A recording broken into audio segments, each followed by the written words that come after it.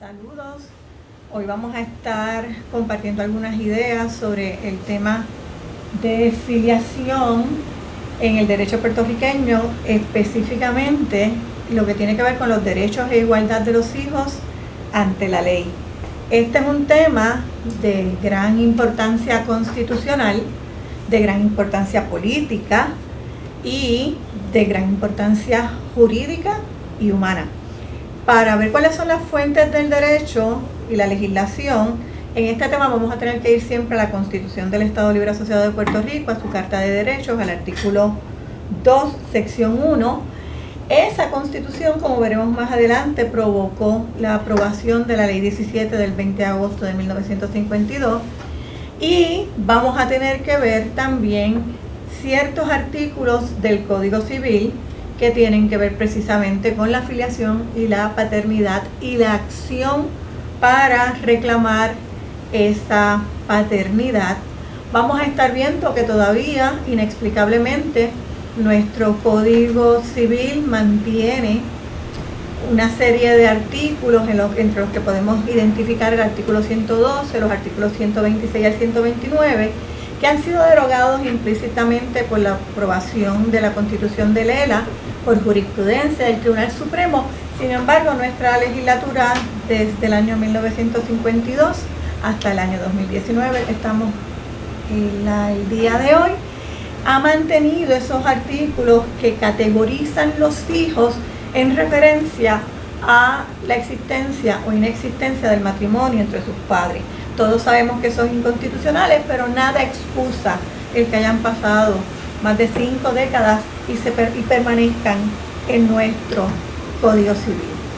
Sí hubo una acción legislativa en el 1994, que derogó algunos de los artículos que limitaban los derechos hereditarios de los hijos que no eran hijos legítimos, conforme a aquella categorización. Sin embargo, se han quedado y han mantenido y todavía los tenemos, todavía los encontramos y todavía tenemos que explicar que son inconstitucionales. Para hablar de este tema, para hablar de lo que ocurrió en el 1952, para hablar del caso de Ocasio versus Díaz, tenemos que ir al contexto histórico. La historia de la igualdad de derechos de los hijos e hijas no matrimoniales en Puerto Rico está estrechamente vinculada a la historia política puertorriqueña. Como ustedes saben, a finales del siglo XIX, y estando en vigencia el Código Civil Español de 1889, ocurrió la Guerra Hispanoamericana, también denominada y conocida por algunos como Guerra Hispano-Cubano-Americana. El Código Civil Español, que estaba vigente en Puerto Rico en el 1898, apenas comenzaba a regir en Puerto Rico y, como hemos mencionado en clases anteriores, es un código que los tratadistas de la época señalaban que había nacido viejo porque no respondía necesariamente a los valores de la época. Una de las explicaciones o de los ejemplos de por qué ese código nació viejo es que todavía mantenía categorías en distintos tipos de hijos e hijas. Hablaba ese Código Civil Español de 1889, vigente en Puerto Rico en el 1898, de hijos legítimos, de hijos ilegítimos y de hijos naturales. Antes habían otras categorías, más categorías, ¿verdad? Sin embargo, esas son las que están en el Código Civil Español de 1889, vigente en Puerto Rico al momento de la invasión norteamericana. En ese código, los hijos legítimos eran los hijos nacidos vigente el matrimonio. Sabemos, ¿verdad? El matrimonio católico, no había separación de iglesia y Estado en ese momento y no se reconocían otros matrimonios o se reconocían de manera muy limitada. Tenemos también que recordar para quién estaba pensado el Código Civil Español. Lo hemos mencionado muchas veces en la clase. Era el Código Civil que estaba pensado para las personas propietarias, no estaba pensado para toda la sociedad en general. Así que establecía quiénes seguían siendo propietarios a través de la herencia, que eran los hijos legítimos, los hijos matrimoniales. Existían los hijos ilegítimos cuyos padres estaban impedidos de contraer matrimonio porque uno de ellos estaba casado o ambos estaban casados con otras personas. Y finalmente los hijos naturales, que eran los hijos nacidos fuera de matrimonio pero cuyos padres no tenían impedimento para casarse y que se podían legitimar por el subsiguiente o posterior matrimonio de sus padres. Esas eran las categorías de hijos que teníamos en el Código Civil Español de 1889, extensivo a Puerto Rico y vigente en Puerto Rico en el 1898 al momento de la invasión norteamericana. En ese momento, en el contexto, como les dije antes, de la guerra hispanoamericana, Puerto Rico pasa a ser botín o indemnización de guerra de España a Estados Unidos y cambia la soberanía política. Este cambio del viejo imperio al nuevo imperio trajo obviamente cambios políticos, pero también se intentaron cambios culturales. El más conocido, la llegada organizada de lo que hoy denominamos las iglesias protestantes históricas. El viejo imperio estaba íntimamente vinculado a la Iglesia Católica y el nuevo imperio por la diversidad de iglesias protestantes. Ese cambio de paradigma cultural y político se reflejó rápidamente en el nuevo ordenamiento legal. Como ya ustedes saben, el divorcio, que no existía en el Código Civil Español, se reconoce en Puerto Rico por orden militar. Y en el tema que nos ocupa hoy, la igualdad de los hijos ante la ley o la filiación, se introdujeron cambios tan temprano como en 1902. En el 1902 se aprobó un Código Civil que en su artículo 187 permitía, miren qué importante, el reconocimiento por parte del padre, y claro está de la madre, de los hijos, ¿verdad? Ese reconocimiento de los hijos de cualquier modo. Le permitía, lo importante es que era fundamentalmente el padre, ¿verdad?, que el padre reconociera a los hijos no matrimoniales. En este paso de adelanto, en lo que concierne el reconocimiento de los derechos fundamentales en la familia y en el derecho de familia, solo duró de 1902 a 1911. En 1911 se retornó al sistema que existía, el sistema discriminatorio del Código Civil Español. Va ocurriendo en Puerto Rico vamos viendo una serie de legislación, vamos viendo una jurisprudencia en este tema que nos demuestra que desde 1902 hasta 1952 esto no fue un tema que se dejó de lado.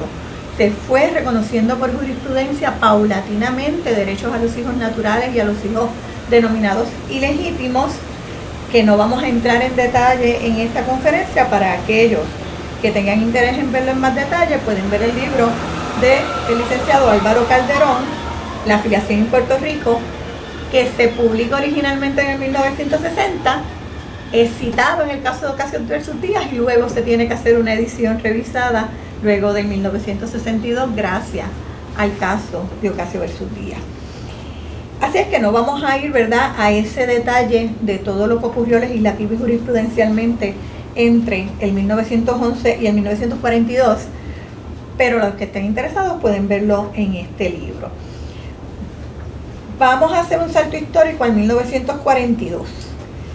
En el 1942 se aprobó legislación que, aunque no enmendó de manera coherente el Código Civil de Puerto Rico, todavía no se ha enmendado de manera coherente, y mantuvo, como se mantiene hasta hoy, las diversas categorías de hijos, cambió de manera importante, casi tan importante como la Constitución, el tratamiento de los hijos nacidos fuera de matrimonio.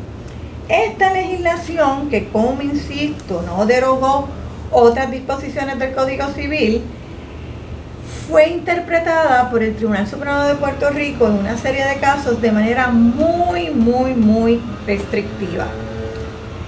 El objetivo de esta ley era, en cierta medida, parecido al de la enmienda al Código de 1902, permitir al padre reconocer los hijos no matrimoniales, fueran naturales o ilegítimos, por lo que todos se convertían en hijos naturales y tenían entonces mayores derechos. Historia larga, corta. ¿Qué establecía esta ley? Que el reconocimiento del padre conllevaba el reconocimiento de todos los derechos. Y cuando hablamos de todos los derechos, hablamos de apellidos, alimentos y herencia. La determinación de la paternidad solo reconocía derecho, alimentos y apellidos si no había sido declarada voluntariamente. que repito, ¿verdad? Esta ley establecía que cuando se reconocía voluntariamente un hijo, todos los derechos iban a ser plenos. Cuando la filiación de un hijo surgía de determinación judicial, solamente iba a tener derechos a alimentos y a apellidos. Hasta este momento la doctrina era, hasta este momento y hasta 1962, la doctrina era que los derechos de los hijos no matrimoniales dependían del momento en que habían nacido. Sin embargo, vamos a ver cómo eso cambia. Como les dije antes, el Tribunal Supremo de Puerto Rico interpretó esta legislación de manera muy, muy restrictiva, limitando el significado de reconocimiento voluntario. Hago un llamado, hago una parte, ¿verdad?, para llamar la atención sobre la legislación de 2009, que vamos a ver un poquito más adelante en esta conferencia, pero con mucho más detenimiento en el salón de clase, que también restringe en el 2009 el impacto del reconocimiento voluntario al rebajarlo a una mera presunción. Pero eso, como les dije, lo veremos en el salón de clase.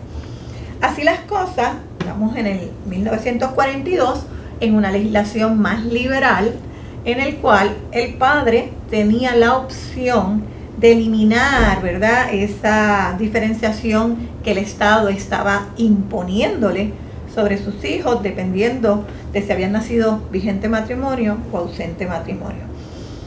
Así las cosas. Hay unas enmiendas de esta legislación en el 1945 y en el 1952 se aprueba mediante sufragio universal la Constitución del Estado Libre Asociado de Puerto Rico. Como ustedes saben, esa Constitución padece de serias grietas democráticas en el aspecto procesal y en el aspecto sustantivo, pero tiene una carta de derechos propia de las tendencias y las discusiones sobre derechos humanos que se estaban dando en el mundo en el contexto, en las décadas siguientes, las décadas posteriores a la Segunda Guerra Mundial. Así que nuestra Constitución, ¿verdad?, que por un lado tiene aspectos muy poco democráticos, por otro lado recoge parte de la tendencia de los derechos humanos que se estaban discutiendo en la década del 50 y en la década del 40.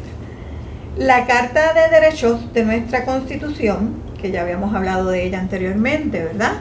Estamos hablando del artículo 2, sección 1 de la Constitución, prohibió de manera alta y clara el discrimen por razón de nacimiento.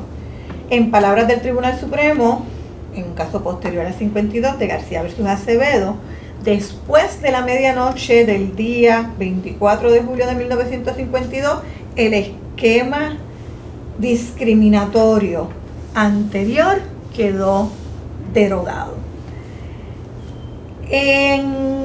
Como les mencionaba anteriormente, el artículo 2, sección 1 prohibió en esta Carta de Derechos el discrimen por razón de nacimiento. Esa legislación fue puesta en vigor por la ley 17, del 20 de agosto del 52. Si se fijan, no había pasado un mes de que se había aprobado la Constitución y ya la legislatura estaba haciendo valer la igualdad de derechos de los hijos ante la ley apenas un mes después, al señalar que los hijos tienen respecto a sus padres, todos los hijos, todas las hijas tienen respecto a sus padres los mismos derechos, incluyendo sobre sus bienes relictos, que era la verdadera controversia que quedaba, porque ya el apellido y los alimentos habían sido reconocidos mediante legislación, incluso para aquellos padres que negaran la paternidad y que el hijo o la madre en representación del hijo tuvieran que ir a los tribunales a reclamar esa paternidad. Ya se les reconocía derecho a apellido y derecho a alimentos. En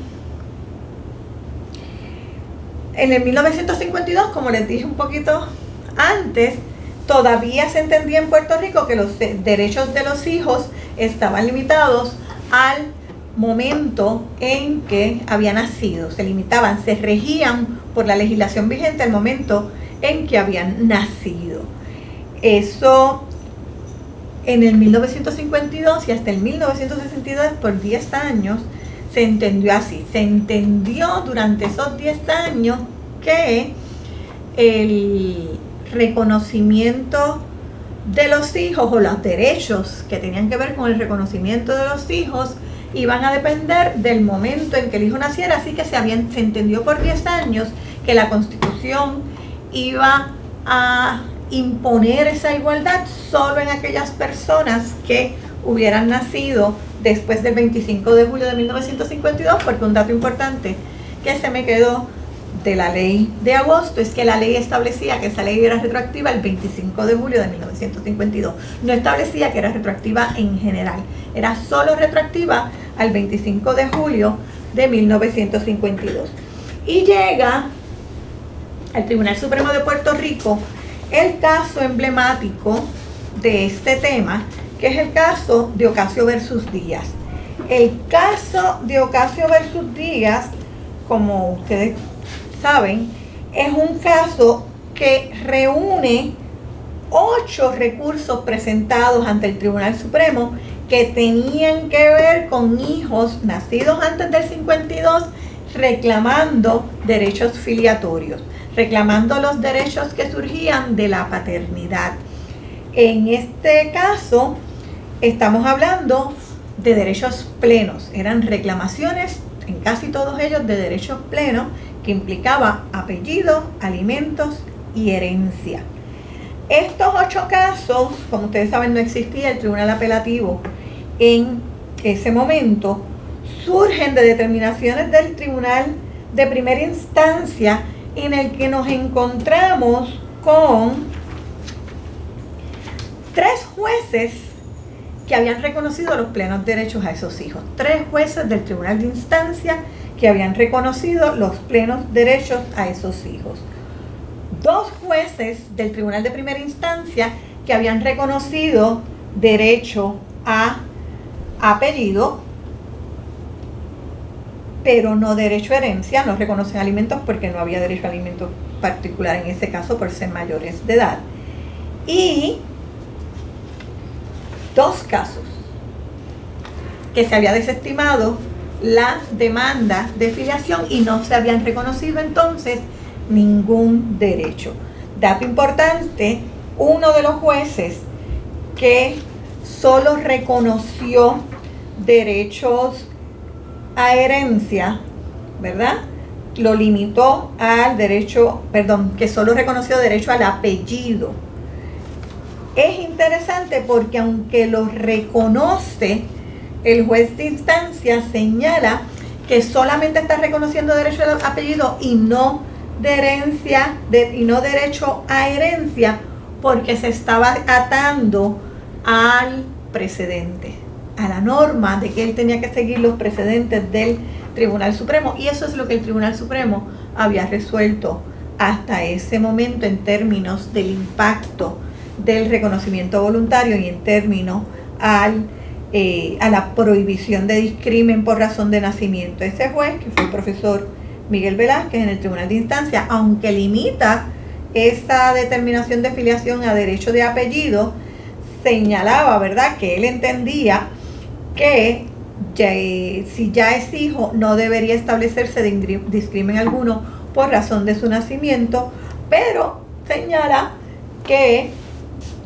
está siguiendo lo que el Tribunal Supremo había resuelto entre 1952 y en 1962, aunque entendía que estaban totalmente equivocados.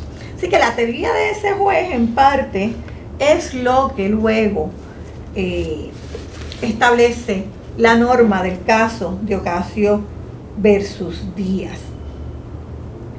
Fíjense, y esto es bien importante, que a veces tratamos de limitar la igualdad de los hijos ante la ley en Puerto Rico a situaciones personales de un gobernador o de un juez. Y yo creo que eso es bien importante, que nos demos cuenta de que si bien eso es un dato histórico que nos dan, que para mí no es para nada importante, hay suficiente evidencia tanto en la legislatura como en los jueces de instancia, como en las disidentes de algunos jueces del Tribunal Supremo, para reconocer que ya había muchas personas que entendían que si este país se quería llamar un país democrático, tenía que eliminar esa diferenciación entre los hijos nacidos dentro del matrimonio y los hijos nacidos fuera de matrimonio. No era una voz clamando en el desierto, era ya mucha gente, intelectuales de renombre, señalando la importancia de que llegáramos a esa plena igualdad, y sobre ello Luis Llorens Torres también tiene un poema titulado Código Civil, en el cual también toca este tema. Como les dije, el caso de Ocasio versus Díaz es un caso en el que se reúnen 8 recursos que venían del Tribunal de Instancia, en los cuales en algunos de ellos se había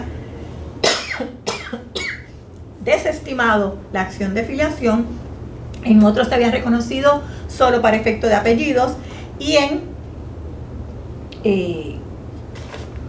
4 de ellos, creo que ahorita les dije 3, y son 4 de ellos, se reconoció la filiación con plenos derechos. Así que no es la decisión de Ocasio versus Díaz una decisión que surge solo de los jueces del Tribunal Supremo. Ya vemos que jueces del Tribunal de Instancia estaban pensando que si nos llamábamos país democrático, que si habíamos aprobado la Constitución en 1952, todos los hijos debían ser iguales ante la ley.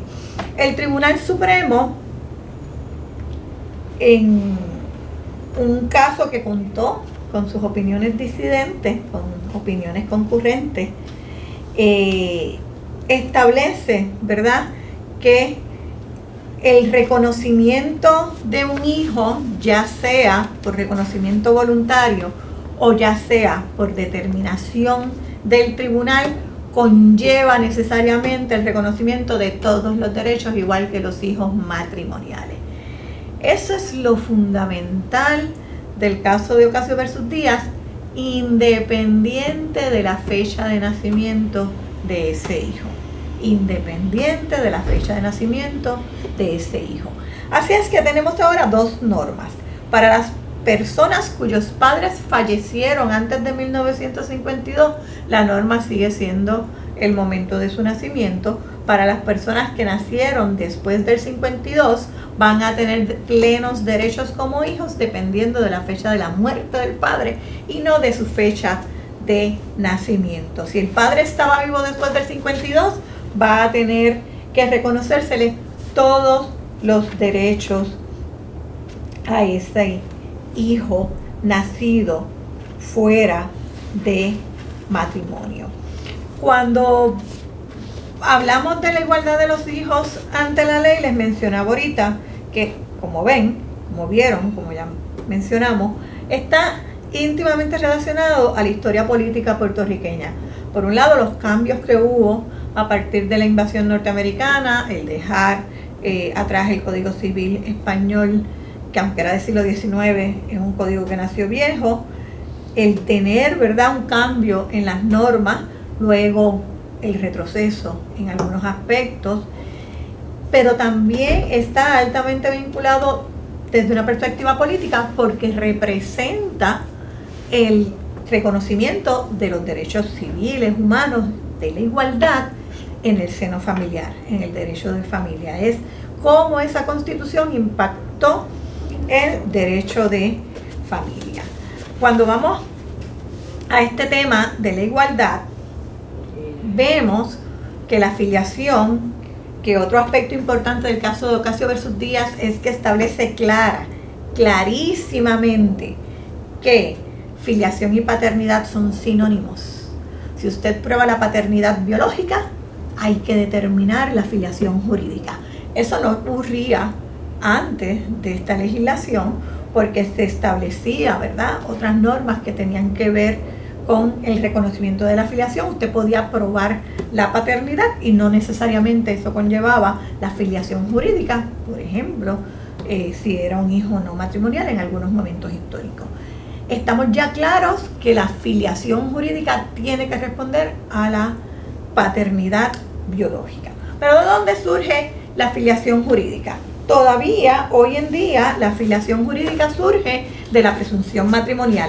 Un hijo nacido vigente matrimonio se presume hijo del marido. Esa presunción se puede rebatir, claro, el Estado le está imponiendo un hijo, claro que lo puede rebatir, puede probar que no es su hijo. Eso lo vamos a ver en el salón de clase más adelante.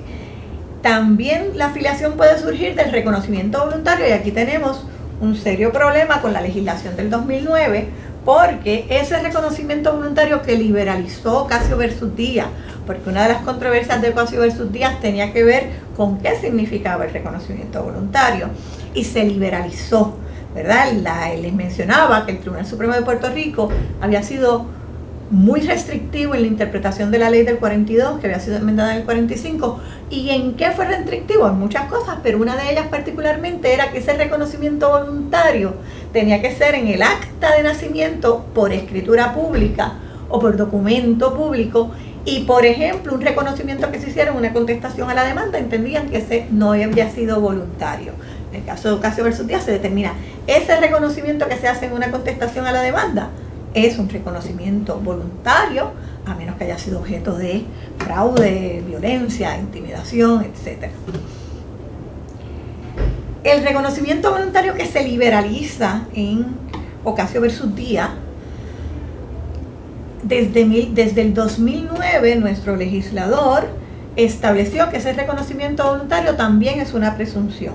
No era necesario eso, porque recuerden que con el reconocimiento voluntario nadie obliga a esa persona a ser el padre, a diferencia de la presunción matrimonial. Por eso sí es una presunción, porque es el Estado en que le está imponiendo el hijo, es la legislación quien le impone el hijo. El que lo reconoce voluntario, lo reconoce voluntariamente, y no está el Estado detrás de él obligándolo a reconocerlo. Así que demuestra, ¿verdad?, una ausencia de dominio de lo que es la figura de la presunción jurídica en nuestra legislatura. Y por determinación, en el momento de Ocasio versus Díaz, determinación judicial. Hoy en día podemos tener una determinación administrativa de filiación en la Administración de Sustento de Menores, que también tiene la facultad en ley para establecer la filiación de un niño. Cuando vamos a hablar de la acción filiatoria en general, ¿verdad? En Puerto Rico, todos los hijos matrimoniales y no matrimoniales, el ordenamiento jurídico le atribuye los mismos derechos, facultades, obligaciones, incompatibilidades y prohibiciones dentro de la familia. Esto es algo que viene desde Ocasio versus Díaz y ha sido reiterado por lo que podríamos llamar la progenie de Ocasio. En nuestra jurisdicción, como les mencioné antes, no existe diferencia alguna entre los términos filiación y paternidad. Todos los hijos, todas las hijas pueden pedir que se declare judicialmente su estatus de hijo de sus padres con igualdad de trato jurídico. El caso de Ocasio versus Díaz establece el hecho de que un padre voluntariamente en una contestación a la demanda, en un contrainterrogatorio, señale que reconoce un hijo para efectos de apellido, no se puede dar. Si lo reconoce para todos los efectos jurídicos. En el caso de Ocasio versus Díaz, el Tribunal Supremo de Puerto Rico, ¿verdad?, dentro de los fundamentos que el Tribunal Supremo de Puerto Rico establece en el caso de Ocasio versus Díaz, está el que quedó derogado en absoluto toda ley o parte de ley que en una u otra forma establecía o pudiera establecer clases o categorías de hijos por las circunstancias de su nacimiento, o que para otorgar derechos tuviera por guía o directriz esas clases o categorías. Para llegar a esta conclusión, el Tribunal Supremo, en voz del juez Hernández Mato, hizo un análisis general del historial legislativo de las normas de filiación.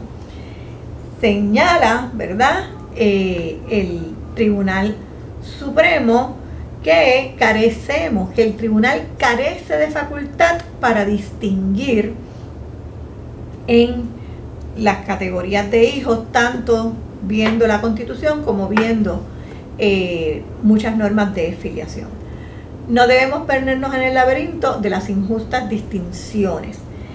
En la interpretación y aplicación de ellas, el postulado básico de igualdad humana ante el derecho debe ser el faro que nos encamine en la jornada más honrosa, pero también más ingrata, la de hacer justicia a sus semejantes, igualdad para el anciano y para el niño en recibir participación en el disfrute de todo derecho sustantivo, igualdad para todos en el trato jurídico ante el derecho adjetivo, en todo proceso de reivindicación social o patrimonial. Eso representaban estas peticiones de filiación. Era una reivindicación social de estatus de hijo y una reivindicación patrimonial que tenía que ver con el derecho a herencia, porque como ya hemos dicho, fundamentalmente el derecho a apellido ya había sido reconocido, al igual que el derecho a alimento. Otro de los aspectos importantes del caso de Ocasio versus Díaz es un aspecto de hermenéutica. El tribunal nos llevó a ver el espíritu de la ley cuando vamos a resolver aspectos tan importantes como este. El caso tiene que ver con el estatus civil de hijo o hija. En Puerto Rico, cuando usamos el concepto de estatus civil, pensamos fundamentalmente en soltero o casado. Sin embargo, el estatus civil de una persona también es su estatus civil en relación a ser el hijo de alguien, que lo vemos en el apellido. ¿Qué es el estatus civil de hijo o hija? Es la continuidad del hijo con respecto al padre. Casi nunca tenemos todavía en la actualidad controversias en relación a la maternidad. Las hay, pero no es tan común. Aquel estado jurídico que la ley asigna a determinada persona, deducido de la relación natural de la procreación que le liga con un tercero. Eso es el estatus de hijo, ¿verdad? Esa continuidad jurídica. El ordenamiento jurídico en Puerto Rico admite 3 tipos de acciones de filiación. Acciones, que es la que era el caso de Ocasio versus Díaz, donde se unen 8 reclamaciones de filiación. Acciones de reclamación que buscan la afirmación de determinada filiación. Usualmente las tenemos en casos no matrimoniales. ¿Por qué? Porque el hijo nacido vigente el matrimonio se presume hijo del marido. En la normalidad de la vida, eso va a seguir siendo así, y ese hijo no debe tener controversias de filiación. Acciones de impugnación que pretenden la negación de esa filiación. Y las vamos a tener en 2 circunstancias. Las vamos a tener cuando estamos impugnando la presunción de paternidad que surge del Código Civil, o cuando estamos impugnando un reconocimiento voluntario. Y las acciones mixtas, que buscan la declaración de determinada filiación, mientras que al mismo tiempo conlleva la negación de otra contradictoria. En uno de los casos que se llegó al Tribunal Supremo, consolidado con el caso de Ocasio versus Díaz, había una negación de un reconocimiento voluntario de un hombre que había reconocido a la demandante como hija. Se da en Ocasio versus Díaz, tenemos una acción mixta, donde se reclamaba una filiación y se negaba otra. No llegó porque el padre registral, el padre legal, le ha denominado recientemente en nuestra legislatura, reconoció que no era el padre. O sea que esa controversia no llega al Tribunal Supremo. Otro de los aspectos que resuelve el caso de Ocasio versus Díaz es que los casos de filiación deben resolverse de acuerdo con una auténtica preponderancia de la evidencia. Fíjense que no usó el Tribunal Supremo de Puerto Rico aquí, no era la tendencia tampoco en ese momento, el esquema intermedio de prueba clara, robusta y convincente. Utilizó el quantum de preponderancia de la evidencia. Recuerden que el tribunal está liberalizando lo que era un reconocimiento voluntario, no haciéndolo más estricto. Otro aspecto que quizás es importante, porque lo van a encontrar cuando lean los casos, era que una de las maneras de probar la filiación era por el estatus continuo de hijo. Este padre no lo había reconocido, este padre no le había dado su apellido, pero lo trataba como hijo. De hecho, eso es lo que alega el demandante en el caso de Ocasio. En el caso de Ocasio decía, me ha tratado siempre como su hijo. En la reclamación de determinada afiliación y la acción mixta, esto es lo que les acabo de señalar, cuando un hijo presenta una acción mixta en la que busca determinada afiliación e impugna indirectamente la paternidad de su padre legítimo y la del que lo reconoció como tal, el término prescriptivo es el mismo que para reclamarla. ¿Y cuál es ese término? Toda la vida del alegado padre o un año con posterioridad a su muerte. Esto es bien importante porque a veces genera confusión cuando lo interpretamos junto con los términos de impugnación, que también los vamos a ver más adelante, vamos a verlos en el salón de clase. Los términos prescriptivos, aunque estamos hablando de términos de familia, que como regla general son términos de caducidad, los términos prescriptivos de la acción de filiación es el término prescriptivo para reconocer que es el padre, para pedir que se reconozca que es el padre, versus los términos de impugnación, que no voy a entrar en ellos ahora. Que los repito, toda la vida del alegado padre o hasta un año con posterioridad a su muerte. Eso tiene dos excepciones. Si el alegado padre hubiera fallecido durante la minoridad, el hijo o la hija tendrá 4 años a partir de la mayoridad para presentar esa acción de filiación. Cuando adquiera la mayoridad, cuando advenga la mayoridad. Si adviene la mayoridad a los 21 años, desde que cumple 21 años, si adviene la mayoridad por otra forma de emancipación, pues en el momento en que se emancipe, sea por matrimonio, sea por determinación del tribunal o por concesión de las personas que tenían la patria potestad. Y la otra excepción, la segunda excepción, es la de las películas o las novelas. Si con posterioridad a la muerte del alegado padre aparece algún documento donde éste reconozca su paternidad, el término de prescripción de la acción de filiación sería de 6 meses desde que aparezca dicho documento. Esto, el ejemplo que yo traigo usualmente es el testamento cerrado, que no se conocía su contenido hasta con posterioridad a la muerte. Algo que habla el Tribunal Supremo, pero no, en el caso de Ocasio versus Díaz, pero no lo elabora, es el tema del derecho al nombre. Y el derecho al nombre está vinculado al derecho a conocer la filiación biológica, la verdadera filiación. En Puerto Rico esto es algo que no se ha elaborado doctrinalmente mucho. Lo que tenemos en el caso de Benítez versus Vargas, donde el tribunal, aunque reconoce el derecho de esta persona que había sido adoptada a reconocer su verdadera filiación, no elabora sobre ello.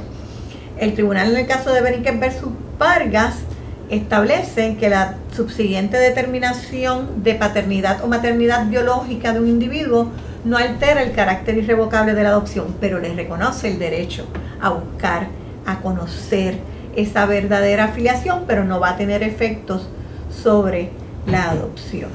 En cuanto a las vías procesales para reclamar esa filiación en Puerto Rico, que es bien importante ese término prescriptivo,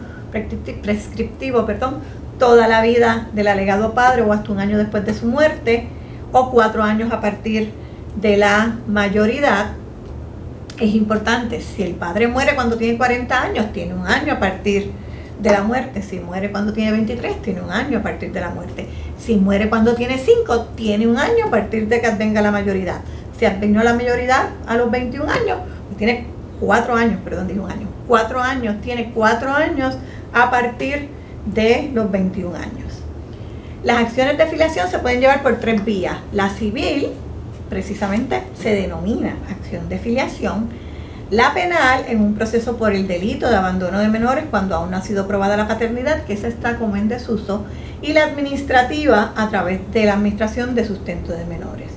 Es importante, en el año 2011, el Tribunal Supremo de Puerto Rico, en el caso de Rodríguez versus Gela, estableció que el registro demográfico de Puerto Rico no puede alterar una filiación de un menor nacido en Puerto Rico siguiendo una orden de un tribunal de los Estados Unidos sin que se haya seguido el procedimiento de exequatur. Estableció, ¿verdad?, en ese sentido el tribunal un debido proceso de ley, digamos, exigiendo el procedimiento de exequatur, que en ese caso precisamente el registro demográfico de Puerto Rico no había requerido ese documento, ese procedimiento judicial. Volviendo al caso de Ocasio versus Díaz, ese reconocimiento de paternidad es para todos los efectos jurídicos, no lo puede limitar el padre. El padre no puede señalar, lo reconozco para apellido, pero no lo reconozco para herencia. Esto es bien importante en Puerto Rico porque en Puerto Rico todavía el ordenamiento jurídico limita a aquellas personas que el padre puede declarar herederos. En otros ordenamientos, en los ordenamientos jurídicos del common law, por ejemplo, hay en muchos ordenamientos jurídicos del common law, por ejemplo, la persona, el testador, tiene más libertad para testar. Así es que quizás en un ordenamiento jurídico donde el testador tiene libertad para testar, estos issues, estas controversias, no sean tan importantes, porque al final también puede no dejarle nada a sus hijos matrimoniales o dejarle muy poco a sus hijos matrimoniales. Pero estamos en un ordenamiento que limita la libertad de testar a favor de los hijos. ¿Qué hijos? Todos los hijos. Claro está, el padre puede preferir unos hijos sobre otros en lo que es la libre disposición y las mejoras, pero no puede, a menos que tenga unas causas muy específicas, desheredar o dejar fuera a sus hijos porque fueran matrimoniales, como ocurría en la legislación de la primera parte del siglo XX. En el caso de Ocasio versus Díaz, en este tema del reconocimiento voluntario, el tribunal dispuso que el espíritu de la generosa evolución legislativa y jurisprudencial respecto a hijos habidos fuera de las justas nupcias impide que el hijo reconocido voluntariamente por su padre disfrute parcialmente y no a plenitud de las prerrogativas inherentes a la filiación. Al padre que por virtud de su acto crea una situación paterno-filial que antes no existía, no se le debe permitir destruir económicamente a su hijo oponiendo obstáculos infranqueables entre éste y sus bienes, ni al hijo consentir a su propia ruina. Más recientemente, en el año 2003, en el caso de Castro versus Negrón, el reconocimiento de los hijos es un acto jurídico por el cual se admite la propia paternidad. El reconocimiento que hace un padre de un hijo biológico no matrimonial produce efectos análogos a la presunción de legitimidad de los hijos habidos de matrimonio legalmente celebrado. Esto puede haber confundido al legislador y el legislador crear esa presunción de reconocimiento voluntario, pero no era eso a lo que se refería el ordenamiento jurídico, porque lo que procede cuando una persona va a impugnar un reconocimiento voluntario es la impugnación de su propio reconocimiento, no el atacar una presunción de ley, que es lo que ocurre ahora. Ese reconocimiento voluntario, ¿verdad? Ese reconocimiento voluntario, esto era algo que mencionábamos antes. La filiación no matrimonial, por no concebirse ni a nacer dentro de un matrimonio, no permite, hoy tenemos que decir, no debe permitir jugar con la presunción de paternidad, y por lo tanto, esta solo puede acreditarse voluntariamente cuando uno o ambos padres reconocen al hijo, o forzosamente cuando se impone coactivamente ese reconocimiento mediante el ejercicio de la acción judicial correspondiente. La única paternidad que no está dependiendo de una presunción en este momento en Puerto Rico es la determinada judicial o administrativamente. Algo que les he mencionado antes, ¿verdad? Hay que mirar con mucho detenimiento esas enmiendas del año 2009. Las vamos a ver con más detalle en la clase en relación al reconocimiento voluntario. En resumen, ¿qué hemos hablado en esta conferencia? En esta conferencia hemos visto el desarrollo histórico de la igualdad de los hijos ante la ley de manera muy general. Les hemos recomendado el texto del licenciado Álvaro Calderón sobre la filiación en Puerto Rico para los que quieran ver este trasfondo histórico con más detalle. Hemos visto el impacto en los derechos plenos de la Constitución del Estado Libre Asociado de Puerto Rico, y luego cómo el caso de Ocasio versus Díaz señala que esa retroactividad que la legislación de agosto limitó a un mes, no es solamente un mes, va a ser aplicable a todas aquellas personas, no que hayan nacido después del 52, sino a todas aquellas personas cuyos padres hubieran estado vivos en el año de 1952. Además, vimos el impacto del caso de Ocasio versus Díaz sobre los derechos de los hijos ante la ley, y estamos listos para entrar a ver aspectos particulares de esa acción de filiación, del acto de reconocimiento voluntario, de la impugnación de la presunción de paternidad del matrimonio y de la impugnación del reconocimiento voluntario rebajada por el legislador en el 2009 a mera presunción. Muchas gracias.